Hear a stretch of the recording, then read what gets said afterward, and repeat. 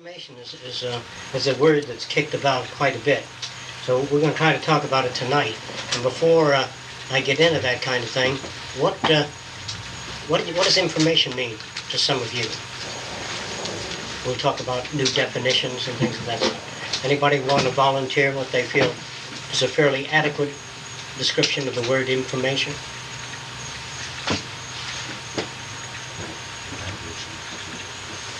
Any ideas?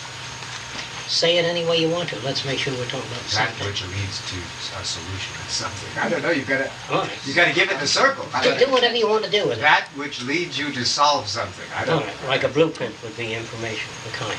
Yeah. For those that can read it. But an entity that's subjectable to linguistic and mathematical manipulation. Sometimes that's a fairly adequate definition. Any others? See what range you can cover. Okay. The only term insufficient information I'm going to try to show you the problems we have with language. If you are a medic and somebody brings up a particular procedure in surgery, you might say that's excellent information. And if you're a medical student, you might say that's not enough information. And if you're not in the field of medicine at all, there's practically no information. So people assign the word information to something that's informative to their background. And so when you use the word information strictly as a word, it has very little meaning. So you can hand someone a paper and say, read this or look at this and let me know what you extract from what you've read. And whatever they extract from what they read has to do with their background reacting in terms of the article. Does anyone has a problem with that? Is that too complicated? Shall I say it another way? Any questions about that? All right, so no one can provide information to anyone. You can lay out a whole series of things, say 200 bits, and a person may extract 5 and twist them around. And so they will say, you gave me that information. It may not be so, because information is a poor word. Well, the only thing to do is to hand someone something or show them a movie and say, what do you draw from that movie? Say it's a movie on the future, and you walk out and say, I thought the clothes was just fascinating. And that was you don't mind it. And someone else may go in the movie and says, didn't you just love the drapes? In other words, we don't know what a person's going to pull because their background determines that.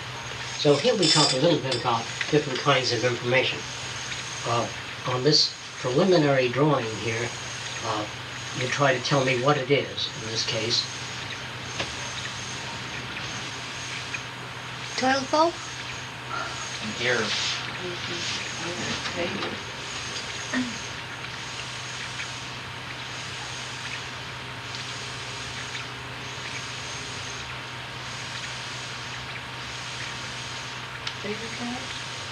Is it a musical instrument? Ghost. A skull. Skull. It's a ghost. Was it a skull? Yeah. You see it now? And anybody doesn't see it? Yeah, I thought it was a ghost. Well, ghost in the place. Yeah. Yeah, a ghost. All right, Wesley? Yeah. That's what they look like in movies. Is that what they look like in movies? Well, you know, they always give you that. That bit. Eerie look. I gotta see that movie. Okay. All right. Now, when was that information? This is dealing with that word. When was it information? When you do that little light I on. made a gestalt in my head. Right. When somebody said skull, it was information to that person. To other people, it could have been any number of things depending on the association their background assigns to elements of the object. Do you think you understand that? Elements of the object, the portion of the object may look like a toilet bowl. That portion. I can see that too. Yeah, that does look like. See? So I can see that as an element of possible information. But there's a little more than a toilet bowl in it. There was other bits that were not connected with the toilet bowl. See? All right, so information is a bad word. If you look it up in a dictionary, it says something about having information. To be informed as to inform. which is so fucking terrible, because no one knows what information means, and information doesn't mean anything unless there is a change or linkage with associative memory. All right. So if you're worried about communication, you have a reason to be, because the language that you speak with is poorly engineered and makes it difficult for all of us to share ideas and experiences. This is why you have so much difficulty with your girlfriends or your boyfriends or your mother or your grandmother or politicians or your relatives. It's because the language is highly inadequate. All right. Now what you did with that toilet bowl thing, people do with personality aspects. They get mad at you for something you didn't do because they recognize some elements of a personality that terminates in riot right here. But some people may have personality that moves like this that doesn't terminate in riots. Is that, how come you're headed for a riot? Because we pick up elements of that portion of the personality and associate it with other elements of that. Okay, now there was an interesting experiment in information. I think John might, you might want to do this. Go ahead and make this model, since you seem to be interested in making this kind of thing. I don't know if you are. You tell me if you are. I pointed this out before. If you took a piece of cardboard and made a tiny peephole in it, in fact, cut a hole in cardboard about a ½ inch diameter and put another sheet of cardboard behind it. There's a reason for that, with another hole in it at about the same position. That forces you to look in a straight line. You can't see anything unless you line up the two holes. You can do the same thing by looking through a tube. Is that all right? Mm-hmm. I put the 2 sheets of paper here to show you that on center. If you drill your hole down here, you'd have to look down. All right. A guy named Eames. He was called a furniture designer, but he's really not. He's more than that. And does anybody know of Eames' work? Yes. He took some wire, like coat hanger material, and he put a piece of wire in a position in the foreground, and then behind that he put a piece of wire shaped like this. And then he put a piece of wire behind that. And then he put a piece of wire in space behind that. And then he put some little pieces of wire in space behind that. When you look through the peephole, this is what you saw.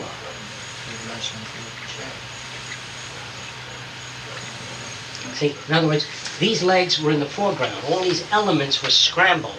But only looking through that hole, you got a view of a chair.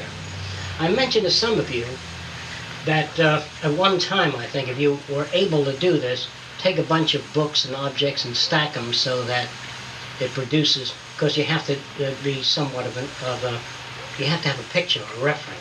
Well, let's assume we go back to this silhouette of Lincoln. If you stack books and little pieces of Scotch tape and other things together on a chair or on a table and put a light behind it until you get this arrangement. You can even use some Brillo. Just stack it on the table here and use the light far enough away. Whereas why, that's a silhouette of Abraham Lincoln. Then when they look behind the table, all you see is Brillo and books and they're in different planes. If you use a parallel beam of light, see, it'll do this. If you had to arrange the elements, and so what you're working on the elements to produce a shadow you want. And you can produce a shadow of anything. And sometimes, in the natural sequence of events, we see a shadow and we are amazed or frightened.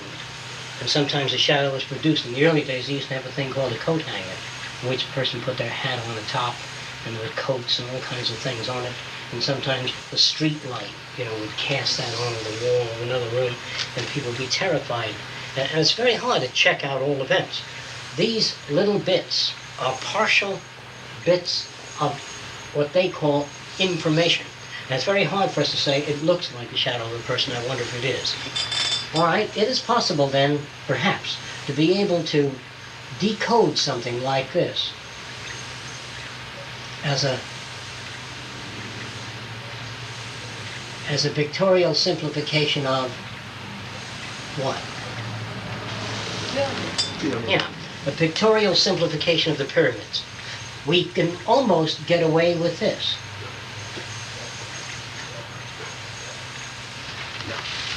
We might get away with this.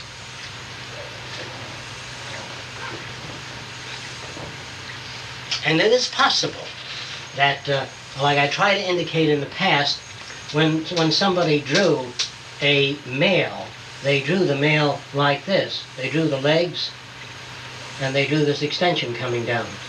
And the female, they just drew this area. That was the major difference.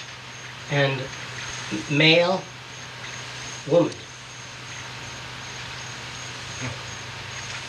In very early development of language, they used to do pictorials. And so today we've gotten so far away from that, with the small a and the capital A and the King's English and the curlicues, thick and thin lettering, you know, that type of shit. And they hung all kinds of crap on, wouldn't leave it alone.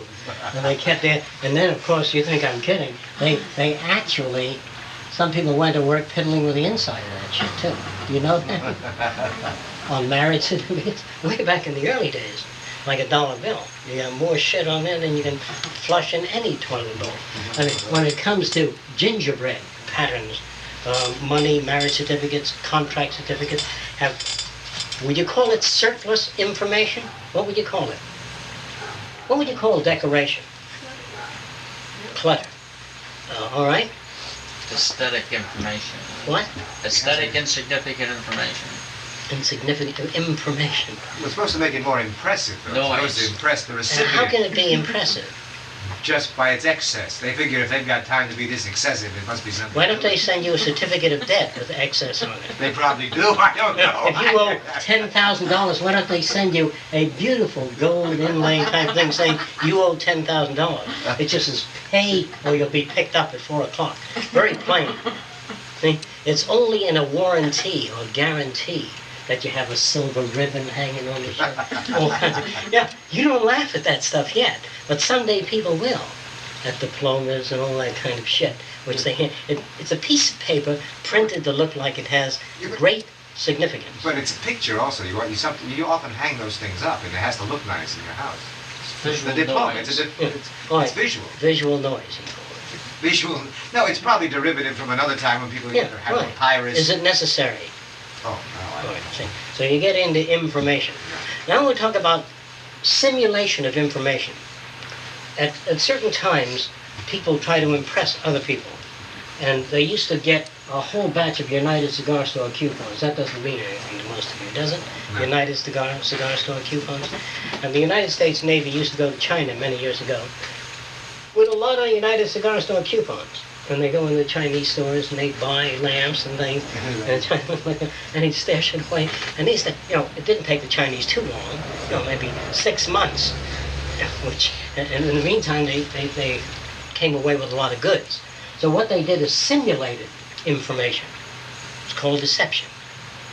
Right? There are other people who took United Cigar Store coupons in great numbers and put a $100 bill on the top of the United Cigar Store coupons and a couple of rubber bands around it. They went into a store and he peeled off the $100 bill and said, can you change this? Right. And that caused people to be impressed by them. Now, the technique that was used, has to do with information. A guy would come into a church and be very well dressed. He'd rent a Rolls Royce for an hour or 2 hours. This guy would pick him up. He'd get out, he'd come into the church, and he'd take out that mirror and peel off $100 while everybody was giving $2 or $3 or $4. And it was $100.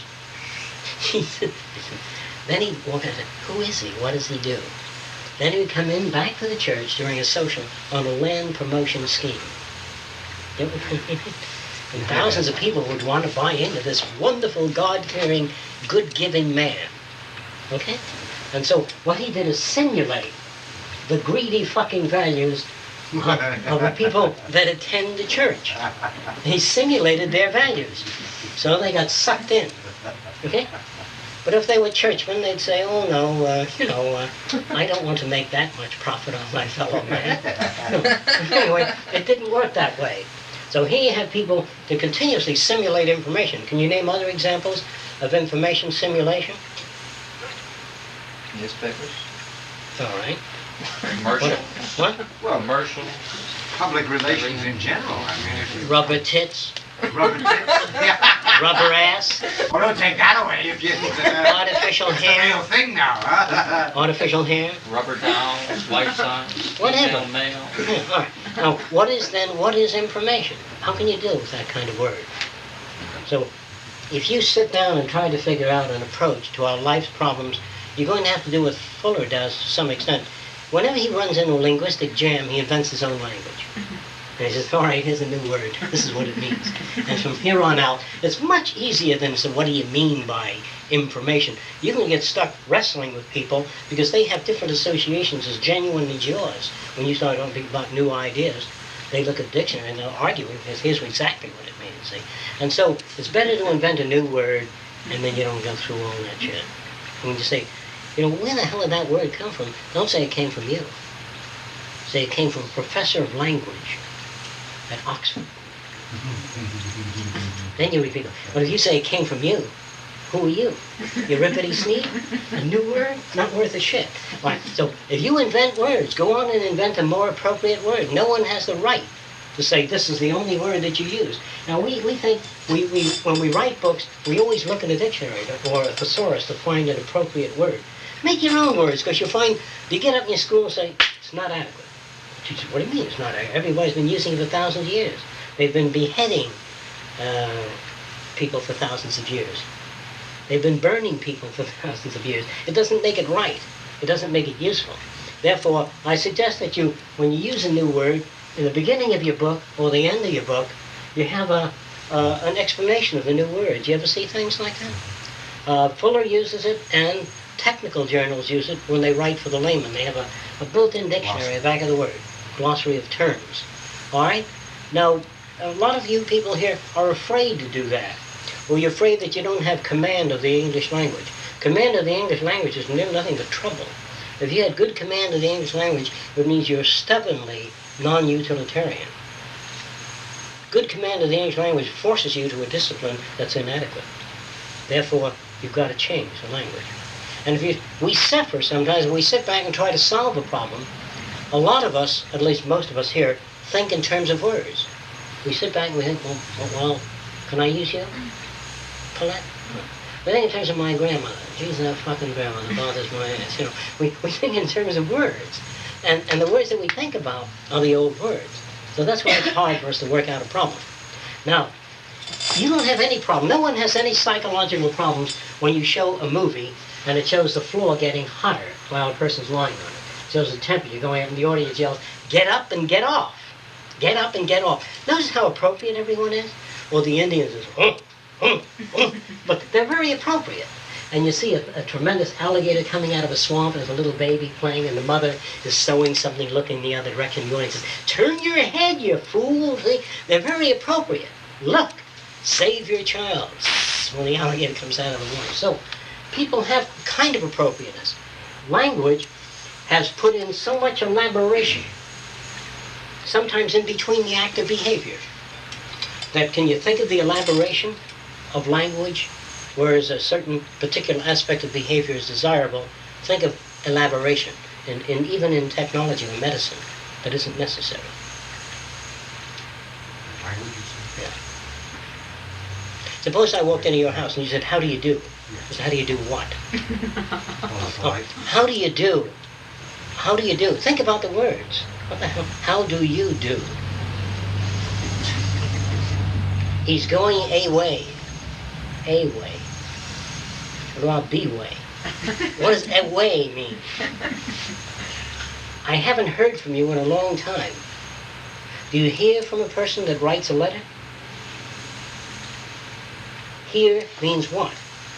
If you ever sat down and analyzed it, you'll find not only is it bad, it's not worth a shit. It's totally contradictory. Some foreigners picking up a book, sometimes he made his horse fast. They say, it's a racehorse. But they really tied it to something. And so the language is really fantastic. And so again, if you find problems with language, sometimes your thought processes, examining ideas, you don't even know this. Your brain is so misorganized that in thinking out ideas, you run into a jam because what you think with is the same kind of tyranny type language that stifles your ability to move forward. Now, it's very hard, very difficult for us to set aside our background. This is almost impossible. Take your background and set it aside. But if you try to force people to something else, let me show you what happens. Let's try to conceive of a new device for the home. Now the device is as new as you can possibly make it. Think of the device and then describe it. And let's see what happens. A new device in the home. Like the phonograph would be a new device prior to the phonograph. That would be a new device. Now see how difficult it is for us to think of a new device. Have you ever invented your own language, an esoteric language? When you know somebody for many years, you both assign a word to some event. And the word is your own, something that you use, but it doesn't mean what it ordinarily means. Because you develop an esoteric language, and only the people in a group or in a particular religion understand that language. We develop esoteric behavior. Like, if I light a cigarette and we're at a party, it means let's go, it's boring. So instead of saying, hey, let's go, it's boring. So when I light a cigarette, just, your Uncle Harry comes in at 4 o'clock. I said, Jesus, that's right. No, people develop their own language and their own devices so they can blow, instead of saying, let's get out of this trap, which is a very, very insulting kind of thing. And if the dinner that people serve isn't adequate or you don't care for it, instead of shoving it aside saying, I don't care for it at all, people are hurt by that. All right, in the future, they won't be hurt. They would recognize the very fact that you don't particularly care for that. In fact, they probably wouldn't even invite you to dinner. They tell you what they're serving. Then you'd say, how have the tastes been modified? And they give you taste D44. Now, that doesn't mean anything to you. But I mentioned to some of you in the early days that the primary colors, what is it, red, yellow, blue, there's really no black. Whenever you take black and analyze it, blow it up under a microscope, it's almost in the violet range, purple. But there's no black. The printing industry had been looking for black for years. Carbon black isn't black. It's blue when you reduce it, look at it under a microscope. So they take certain primary colors, and by mixing them, they can get any color. Now, I think I mentioned to you in terms of information, if you took a wheel consisting of the primary colors and spin it real fast, it becomes white. How many of you have ever seen this? There's no color visible. If you spin a wheel with the primary colors, it becomes white. Now, if they talked of color that way, they said white contains all the colors. But, like I mentioned in an earlier session, if you take a disc of glass and airbrush on it lines like this, or print lines on it, and put a source of light behind it, and the lines are black or dark purple, and spin it, at a certain speed, it'll look red. Another speed, it'll look purple. There's no color in it at all. That's why color is an effect upon the retina, which is interpreted by the cones as color. But there's no color. None of us see blue as anyone else sees blue. Or you see yellow differently than I see yellow. Even though all of us here may not be colorblind, we still do not see colors in the same way, nor do we hear sounds in the same way. So when we look at a sunset, you may see brilliant colors that I'm not even aware of. There may be shades and gradations and halftones that I don't even see. And so I say to you, my, it's a beautiful sunset, and yes, it is. But he doesn't know that I'm not seeing what he sees. When you studied music most of your life, and you listen to some heavy classical music, you can hear in that music things I can never hear. And not only that, but you can hear how well coordinated the instruments are, which most of us don't hear. So when you say, wasn't that a magnificent performance? Oh, when I go to ballet, what the hell do I look for? I just see these girls dancing, and it looks very nice to me. And Vega says, they're like a truck horse. And I thought it was beautiful. Because I don't know what to look for. All right, so now what do you look for? Suppose you get involved in the arts and you know what to look for. How would you say? How would you begin this? How do you know when a person's watching an artist perform, whether they're performing like a truck horse or whether there's antagonism?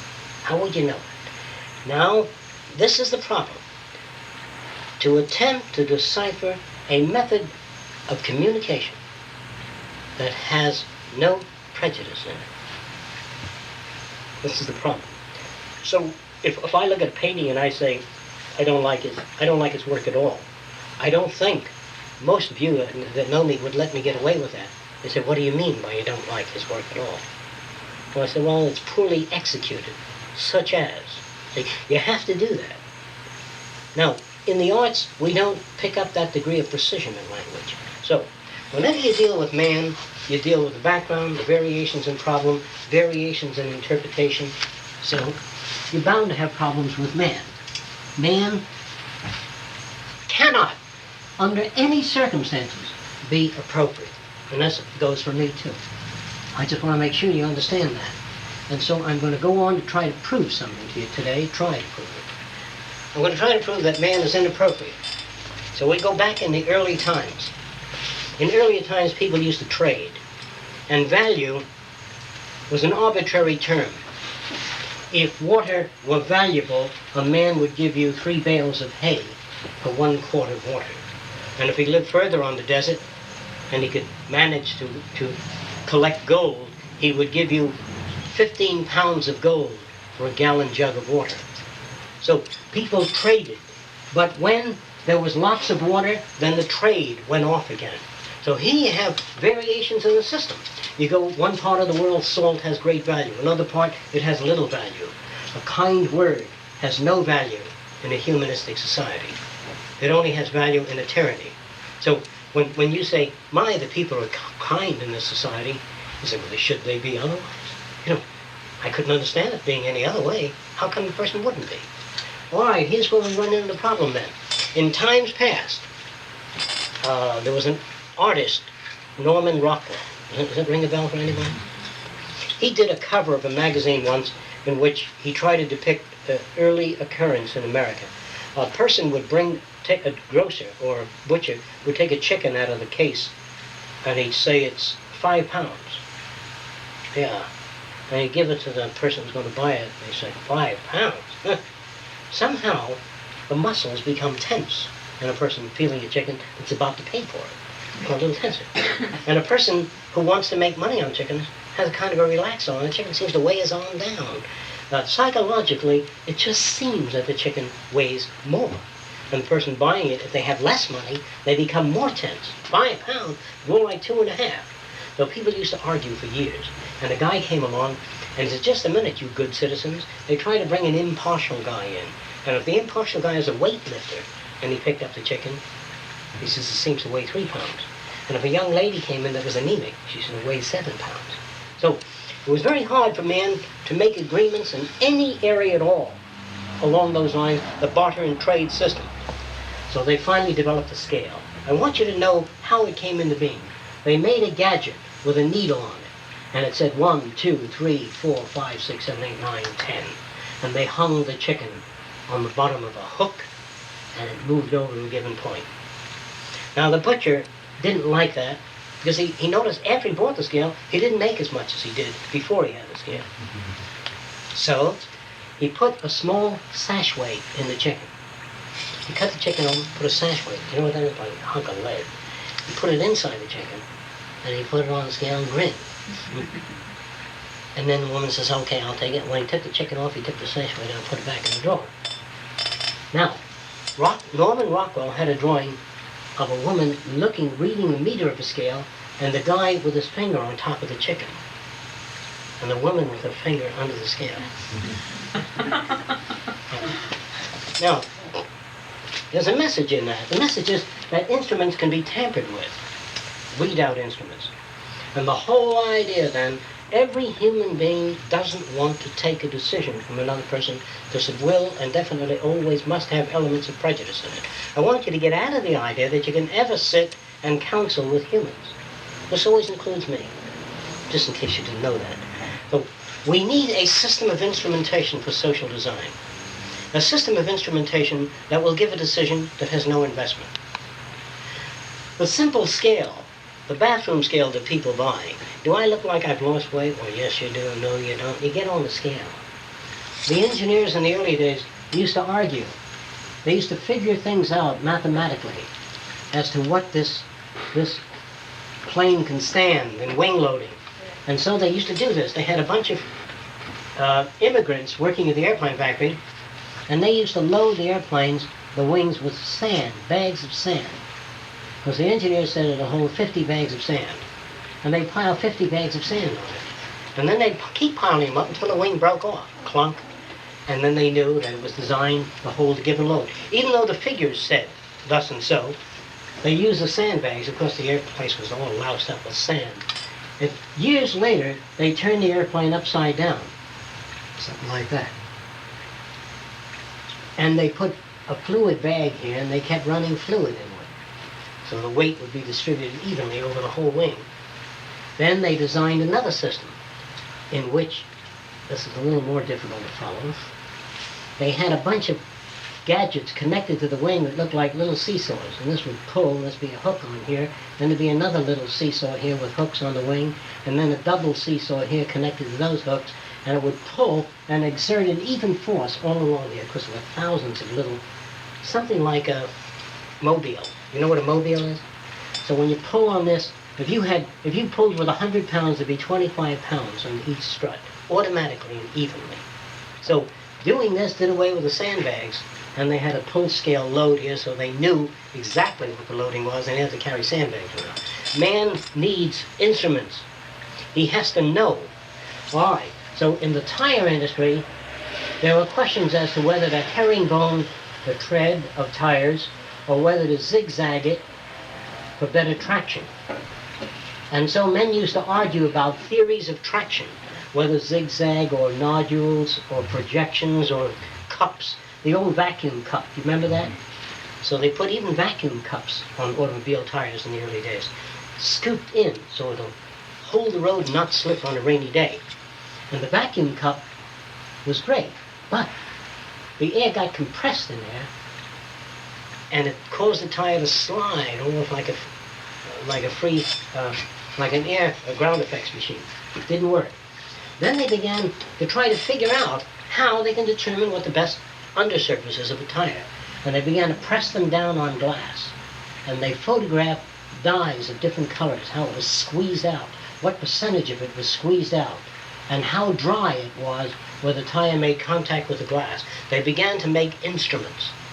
And then, after the instruments were made, they would take the car out and run it down a wet pavement, and they'd have always the same car with different tires on it. And then they'd jam the brakes on at a given point and measure the skid, and develop the correlation between instrument readout and the length of the skid. And that is, again, why we must eventually terminate in a totally instrumented society. That's why nurses, I remember in the early days that the old Turks used to put their lips to your forehead for fever. I don't know how many of you remember that. Maybe it's used in other countries. Did your mother ever do that? Put her lips to your forehead? Well, in other words, and sometimes they stick their finger up your ass. He's got a fever. Now, the point is, he's smiling. I tell you what the Turks did, a lot of people didn't believe it. My relatives would piss in the glass, and they'd give me the piss when I was sick. Doesn't it taste like piss? My brother was that's ridiculous. But this is what they used to do. How many of you ever been exposed to that kind of shit? That's right. This is not uncommon amongst Turks. They use it sometimes for tapeworms. Use what? Ooh. You drink urine and it makes you regurgitate, throw up, and it's supposed to bring the worm It up. makes you throw up, I guess. Salted fish. Anyway, we get back to the communication problem. Is there anyone here that has difficulty with that? That there's no way linguistically and emotionally and people with hang-ups, different vested interests, and a different set can possibly sit down and evaluate a situation. Whereas instrumentation is not perfect, but it's by far a closer approximation of the events we're trying for. Now, when someone comes up and says this, what's your answer? Yes, but wouldn't that dehumanize man? What is your answer? How do you answer that kind of question? If you understand what I mean by instrumentation. Is there anyone that has any difficulty there? Must you provide an instrument for all things? Or what do you want? You want an accurate report? Would it dehumanize men? What do you think? What do you mean by humanize? Permit variations of opinion? In critical areas? If a surgeon put his hand on a blade and says, I think it's sharp, the other surgeon put it on and says, I don't think it's too sharp. Well, no, there are instruments that indicate that. What is sharpness? All right, I try to indicate something to some people at one time here. I try to tell you how a knife cuts bread, which I always ask in a physics class. How does a knife cut bread? that's just as sharp, why do you have to move it up and back? Why don't you just press it down and cut the bread? Why does it move up and back? Because the blade is just so sharp. It's as sharp as it's going to be. You can take a razor blade or 9 razor blades and put them on your finger and put a heavy weight on it. It won't cut into your finger. Just move it slightly and it cuts into your finger. How is that? They say when you move it, it reduces the friction. That's words. It doesn't tell you how it cuts the bread. I'm going to try to give you a description of how a moving knife cuts bread. Some of you may have difficulty with this description. This is a cutaway view of a knife. And I didn't put a fancy section in like this, John. I didn't scoop it out. Hollow grind, the blades. All right? Now the angle of incline when you press against a loaf of bread is like 16 degrees, angle of incline. Do you know what I mean by that? This angle is about 16 degrees, each one. When you move, this is a long shot of the loaf, of the knife, and this is the handle. See? I'll shape it. Okay? This is the sharp end, and this is the handle. When you want to cut an object right here, when you move the blade from this point to that point while you're going through the object, the incline becomes longer. I don't know if you follow that.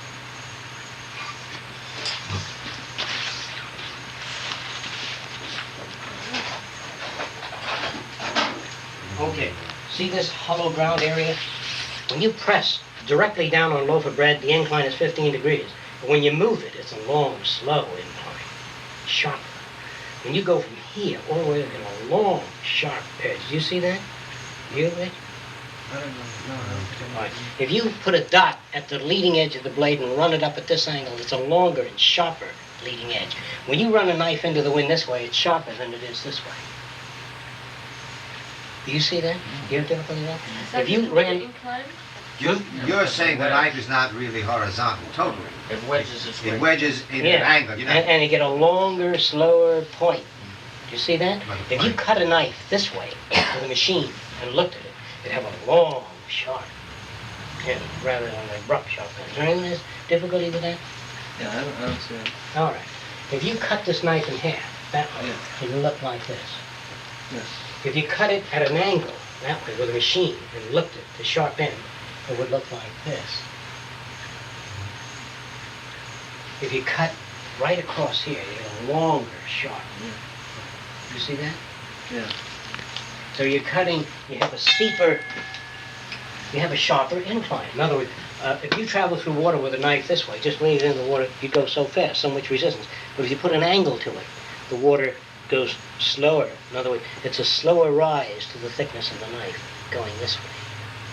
A boat, in other words, with a hull at an angle like that, will be faster than a boat that has a straight front, even though it's scooped. Do you know what I mean? If you think about it that way. If you give people the mechanisms, angle of incline, if you give them specificity in description, you stand a better chance. The trouble with most courses in physics is they give you the law. They don't always give you the principles involved, because some of the principles are not understood. And men have invented words for describing what seems to happen. That is visually what seems to happen, but not descriptively what seems to happen. Another mistake that you'll get into in physics is sound waves and the propagation of sound waves. They show you an emitter of sound, and then they show you the waves coming out like that. You remember that? Mm-hmm. But if your ear is over here, the information is not coming like that. It may not come like that. It may hit the ceiling and come directly at your ear too, but softer in the same way. And I'm sure sound doesn't travel like that, like they draw it in the school books, or even in the physics books. It moves like that, it moves like that, and it moves like that, and it reverberates back like that at the same time. You think you understand that? Otherwise, if I had a sound emitter here, it can't be coming out beautiful, because all you'll be getting is an end view of the sound. You think you know what I mean? All right. In a movie theater, then, if this is the screen and this is the audience, and this is a movie projector, there we show the movie coming out like that. Then they show you it being reflected to this viewer right here, see? But it's reflected to this viewer here, the whole movie, and to this viewer up here. And this guy sees Tom Mix over there. And you see Ruta Valentino over here, and Elvis Presley up on the balcony. So it's reflected all over the place. You can move up and down. But they always show in our school books as though this was so. As though there were, like I indicated before, if this were a lens, they show you, your school books at least run this way. This is what you'll be getting if you get into physics. They show you an arrow, and they show you a lens, and they show you the arrow going through the lens, inverting itself, and the point being here, inverted like that. I'm sure you recall that. But if you put the screen here, the arrow would terminate here. But the arrow, if you look through the lens here, is also going through the lens here too. You can see the arrow. And you can see it up here. And if your eye were this size, you would see the arrow over here. And if your eye were back here, you'd see the arrow over here. So that arrow must be going down this way, that way, the light from the arrow, that way, every which way. So you don't draw it diagrammatically, is that the way it went? Because that interferes with your ability to think about things in the world outside. Because they show you a person, and they show you the light reflected off the person going through the lens and winding up on the photographic plate upside down. But also, if you move your camera down here, what happened to the person that was going over here? It must be going there too. If you drop your camera down here, you'll still get the person. So you just say light goes, and don't forget, if you were to suddenly put the camera here, the person would be going down to your camera like that, wouldn't it? Well, does the person go down to your camera like that? Or does it go like this? It's just that the camera intercepts light moving in that direction. So if you tell people that your image, Callie, doesn't move from you to my eyes, it's moving all over the place. If I move over here, there's light reflected off you. If I move down here, it's reflected. So the image of a person is reflected all over the place. It just happens the camera is at the point of intersection of the light reflected from that point. Does that make sense to you? But the diagrammatic descriptions are not correct. Right, now what does all this mean? Here's what it means in a practical sense, daily applied sense. That suppose I was shooting a picture, and I was shooting a picture of a couple sitting in a chair there, and I'm shooting that picture, then I want to take it from over there. All I need is a mirror there to give an angle, and go out of focus and then come in on that mirror, and then I'll get a ground line shot of you. Then suppose he opened the book at the time and he was showing the book to Carl, say he held it up. I put a mirror on the ceiling and move up to the ceiling, and that shows the book being opened, and it shows Carl looking at it. Why do you have to put the camera here and there and the other place? Maybe you can intercept the light at different places. See what I'm getting at? That's what comes of this kind of thinking. It'll save you a lot of time, a lot of energy, and a lot of money in photography or any other area. Because instead of waiting, like if I had to wait for 7 o'clock for good shots, or 6 o'clock where the sun is about here, depends on the time of the year, so that all buildings cast shadows, strong, long shadows. So I used to wait in the early days to 6 o'clock. Now I turn the set in relation to the sun. In other words, if I want to photograph 6 o'clock and the sun's overhead, I mount the set at an angle. Is that clear? And I get the 6 o'clock long shadow. So is there anybody that doesn't understand that? Do you? You don't? Do you, John? Yes. Rich? All right, in order to get, what you try to do is simulate the arrangement. So if you make a table where your set can be rocked and rolled, you can keep the lights in one place and get any kind of lighting you want, or move the lights. What you need then is a hemisphere for the lights that can travel through that, or else a set travel. All right. We're talking about visual perception. We're talking about sensation. We're talking about, in the early days, there was a guy named Harold Lloyd. I don't know if that means anything to anybody. But he'd always be working out off on an I-beam on a skyscraper. He'd get a job painting the I-beam, and it'd be photographed like that. And you'd look down and you'd see traffic going by down here. It would thrill everybody. Well, what they did is they built an I-beam sticking out of the wall and a movie screen flat. And they projected from the back in the early days up at the movie screen of traffic and all. And here's this guy sitting out on the I-beam looking down at traffic. He couldn't get hurt. Now, another time they'd go up on the roof of a 20-story building and they put an I-beam out here, see? And the guy'd be sitting on it, but the camera would be at that angle. And you'd see, clouds and little cars down here. They'd shoot it at an angle. So there are many things you can do with mirrors, too. So, only fools use a real situation where it's not necessary to endanger a life. So we don't think in those terms yet because we're not conditioned to, nor are we habitually like that. Our associative systems don't work like that. So in order to break from common associative systems, you have to play games. Now the games like chess don't do that for you. So you play with a point of vision, Carl. You look down and low and above and just play with those things. Do you see what I mean? Until the brain has points of reference regarding a position of the camera. Does that make sense to you? All right. So instead of playing chess, play with your camera. Don't take photographs. Just look through the view box, rock it, tilt it, play around with it, and build an associative chain. Then go shoot. And then before you shoot, make an assumption of what you think you're going to get. And then look at what you got to see if your assumptions are correct. All right? Now, when a person says, arrange the lighting so that you can bring out the essential features of the object. Now, what the hell does that mean? But if you do this to people, if you take a corrugated surface and use a light directly above, it floods that corrugated surface and doesn't look as corrugated. If you put the light at an angle, it throws shadows and valleys and the texture becomes definite. If you want to photograph a wrinkled hand, you light it with skim light, all the blood vessels show up. If a person has a lot of lines in their face, you take a frontal and illuminate it well and fill in the lines. Let's assume I want to photograph that person and make him look like 17. Okay? I can put a grid in front of the camera that adds light where there's dark. You think you know it? Or with lights, I can design lights that hit the dark regions, the jowl regions. You know what I mean? The dark rings under the eyes, I boost a little light under that. If your nose is small, I can make it look large by shading it, you know, with light or lack of light. Now you can be able to do some interesting things with light alone to make a round object look square. I'm really talking about perception communication.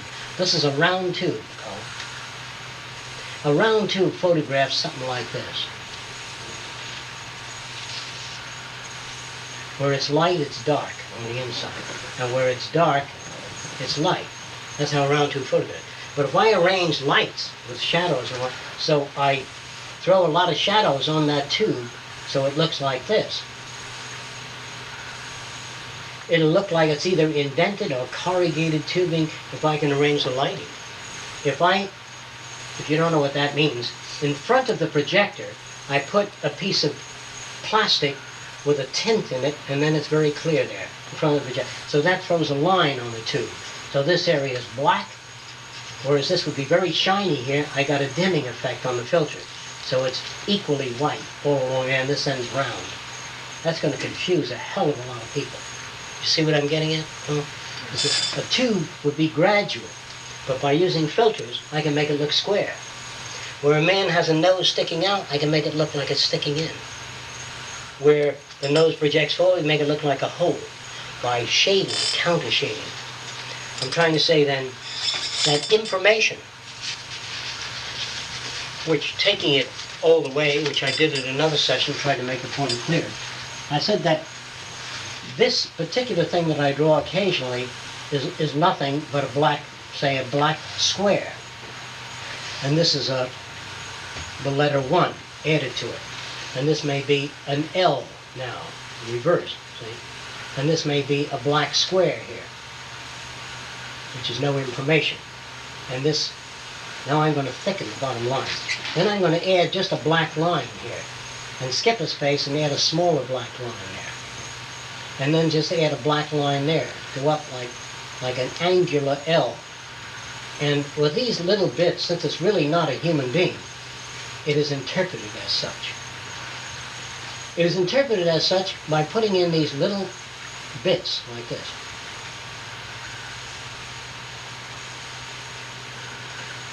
It is not a person, but it is inferred to be, because there's enough information to close on that. It would be possible then, as I said before, trying to drive this information home, that a TV program consists of cameras on people.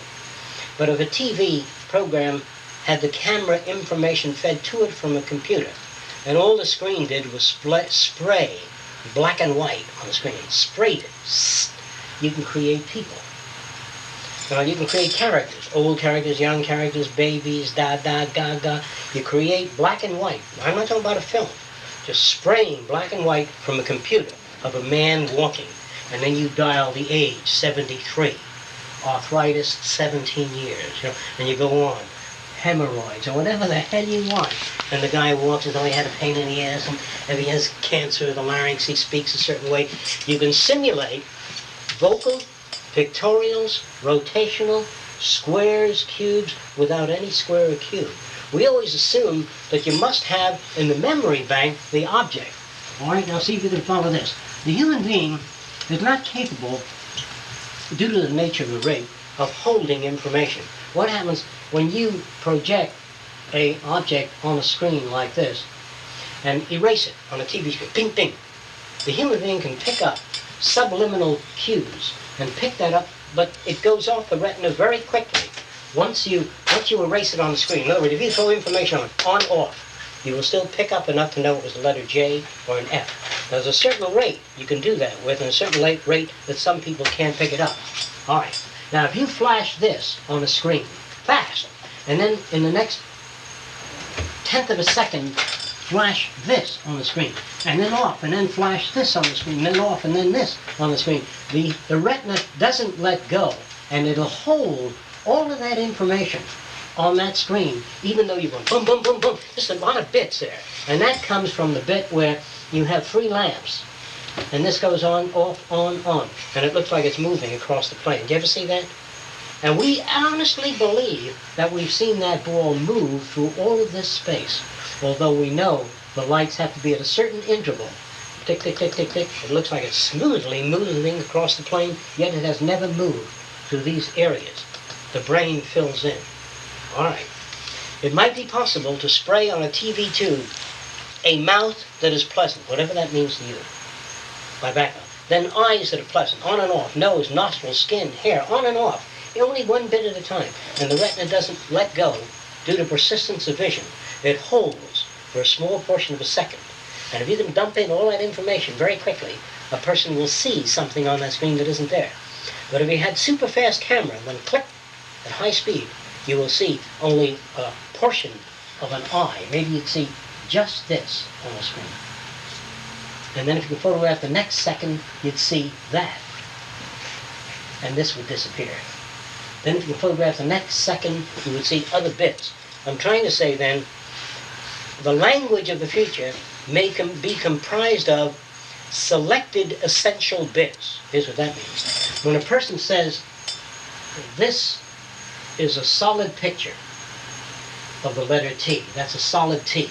A solid H might look like this. I don't know if I'm right, but anyway, a solid H might look like that. So whenever you get a significant solid image, when we decipher that it's significant by survey, the future of TV will splatter information on the screen enough for you to say President Ford, and no more, because if that's what they want to decipher. So they'll tell you a story, like speech compression, you know, when they compress language, you have to learn to listen to those tapes. You ever hear them? Anybody ever listen to them yet? They tell you a story in 1/10 the time. They try to bring it down, tighter and tighter, compressed information. Well, if you did an image system of Little Red Riding Hood walking down the road, Lisa Wolf, and you see the grandmother in bed, fast, all this sort of thing, and you say, yeah, I got the information, and you get used to seeing movies that way. The Clockwork Orange did a scene like that. They did? What scene was that? A love-making scene. He picks up 2 girls, brings them up to the bedroom, and to Beethoven's Ninth. He go, to the William Tell Overture. Yeah. You know, the Lone Ranger thing. Yeah, and he did where he made love to one and undressed one, and then got up. Something like that, super fast like that. And then one girl got dressed, and then he undressed her and jumped back and forth. Now, I wonder how much information a person could pick up on the history of science if we get conditioned to that. I want to reflect upon something I talked about at sessions in the past. I said that we speak at a certain rate due to the vocal and respiratory system. Since it's abrupt, since we have to take a breath and then speak, we have sentence structure. But we don't have that in thinking. We can think about things very fast. We can cover that in thought.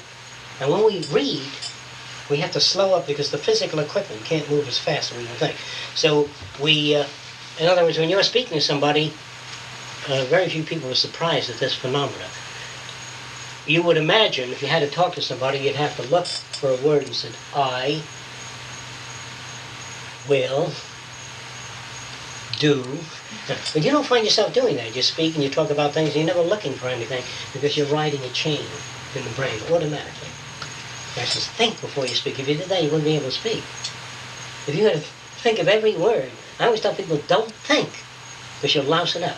Because what happens is, whenever you tell a story, you're not thinking about anything. Otherwise, it would take a year to get the information out. So, thinking, meaning reflecting upon each thing, would show if you did that. If you thought before you speak, you go like that. I will, and you select each word and arrange it and deliver it. We don't. And anything that's done what they call creative work are associations in the brain that are done this way. Tick, tick, tick, tick, stop, useful. The brain scans and gets a useful idea from bits that are enough for you. Now, there are some people that have an elaboration of bits. They have so fucking many bits that they think with that are not necessary. Can anybody give an example of that? In order to think out a daily routine, they have created a set of bits in their head that is far superfluous to the task. See if you can think of an example.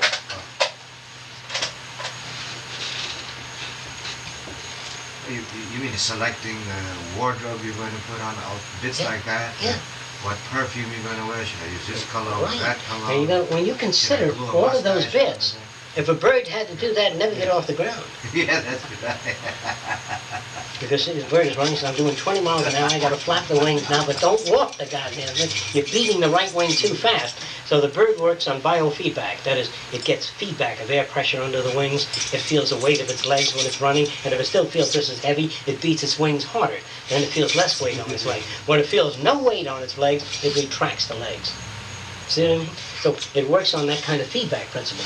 Man works also on feedback. Education and language has become a jam.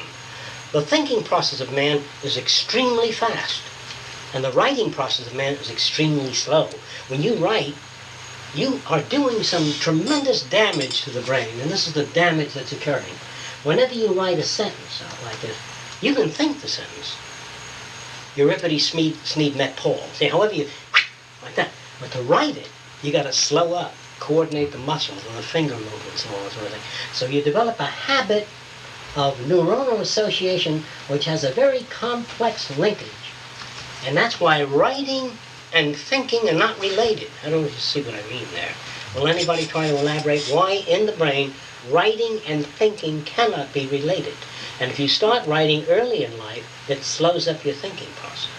Because you think linguistically, words, comma, question mark, period, hyphenated, all that sort of shit, which interferes. Does anybody has trouble with that? Therefore, the future is going to have to try to find some kind of symbolic system for delivering information and a shorthand technique for writing, different than the shorthand that's used today. Any questions? Any comments? All right, I'd like you to toss some of those ideas around and think about them, because that has a lot to do with your future. If you try to toss ideas around this way and think about the things I talked about tonight. Shall we go for coffee?